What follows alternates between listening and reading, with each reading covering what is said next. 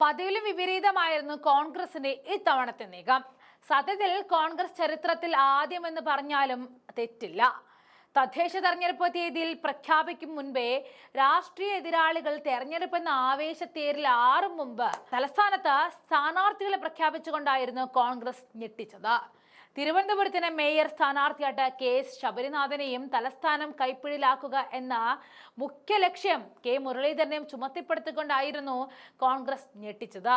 സ്ഥാനാർത്ഥികളെ പ്രഖ്യാപിച്ച പ്രചാരണം തുടങ്ങിയ തിരുവനന്തപുരം കോർപ്പറേഷനിൽ UDFന്റെ ഒരു നിർണായക ഇടപെടലുമായിട്ട് കേരള കോൺഗ്രസ് ജോസഫ് വിഭാഗം കൂടി എത്തിയിരിക്കുകയാണ്. സീറ്റ് വിഭജനം ധാരണയാകാത്തതിനെ തുടർന്ന് 32 വാർഡുകളിൽ മത്സരിക്കാൻ കേരള കോൺഗ്രസ് തീരുമാനിച്ചു. UDF ജില്ലാ നേതൃത്വത്തിന്റെ ഭാഗത്ത് പാളിച്ച ഉണ്ടായെന്ന് തോന്നുമെങ്കിലും UDF ഉജ്ജ്വല കരുത്തിലാണ് എന്ന് Kerala Congress executive chairman Mons Joseph പറയുകയാണ്. തലസ്ഥാന കോർപ്പറേഷനിലെ 101 സീറ്റിൽ 86 സീറ്റിലാണ് കോൺഗ്രസ് മത്സരിക്കുന്നത്. അവശേഷിക്കുന്ന 15 എണ്ണം ഘടകകക്ഷികൾക്ക് പൂന്തുറ ഉൾപ്പെടെ 7 സീറ്റ് വേണമെന്ന കേരള കോൺഗ്രസിന്റെ ആവശ്യം തള്ളി കോൺഗ്രസ് മുന്നോട്ട് പോയതോടെയായിരുന്നു മത്സരരംഗത്തിറങ്ങാൻ UDFിലെ പ്രധാന ഘടകകക്ഷി തീരുമാനിച്ചത് എന്നുകൂടി അറിയുന്നു.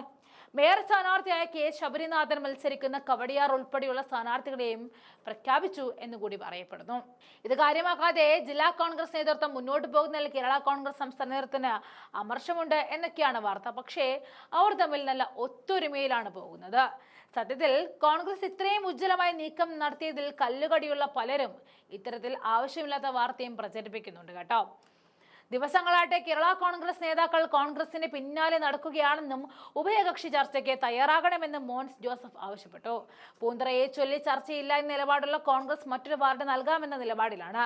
അതേസമയം സ്ഥാനാർത്ഥി പ്രഖ്യാപനം നടന്നതോടെ ശബരിനാഥൻ മണ്ഡലത്തിലെ ഓരോ വീട്ടിലും തന്റെ സാന്നിധ്യം അറിയിച്ചു കഴിഞ്ഞു. വീണ S നായരെ വഴുതക്കാട് ഡിവിഷനിൽ മത്സരിപ്പിക്കാനാണ് തീരുമാനം. MS അനിൽകുമാറിനെ കഴക്കൂട്ടത്ത് രംഗത്തിറക്കും. 36 വാർഡുകളിൽ സ്ഥാനാർത്ഥികളുടെ പട്ടിക DCC നേതൃത്വം തയ്യാറാക്കി കഴിഞ്ഞു. ഒരു മുൻ MLA കോർപ്പറേഷൻ തെരഞ്ഞെടുപ്പിൽ വാർഡ് തലത്തിൽ മത്സരിപ്പിക്കുന്നത് ഇന്ത്യൻ രാഷ്ട്രീയത്തിൽ തന്നെ അത്യപൂർവമാണ്. UDF ഈ പോരാട്ടത്തിന് നൽകുന്ന പ്രാധാന്യം വ്യക്തമാക്കുന്നതിനോടൊപ്പം തന്നെ കോർപ്പറേഷൻ അധികാരത്തിൽ വന്നാൽ ശബരിനാഥനെ മേയർ സ്ഥാനത്തേക്ക് ഉയർത്തുവാനുള്ള സാധ്യതകൾ കൂടിയാണ് ഈ നീക്കം വഴി തുറക്കുന്നത്. തിരുവനന്തപുരത്തെ യുവജനങ്ങളുടെയും നഗരത്തിലെ മധ്യവർഗ വോട്ടർമാരെയും ആകർഷിക്കാൻ ശബരിനാഥൻ എന്ന ജനകീയ മുഖത്തിന് കഴിയുമെന്ന UDF കണക്കുകൂട്ടൽ. ഒരു വാർഡ് വിജയത്തിനപ്പുറം കോർപ്പറേഷനിൽ ഭരണമാറ്റമെന്ന വലിയ ലക്ഷ്യം തന്നെയാണ് UDF മുന്നോട്ട് വയ്ക്കുന്നത്.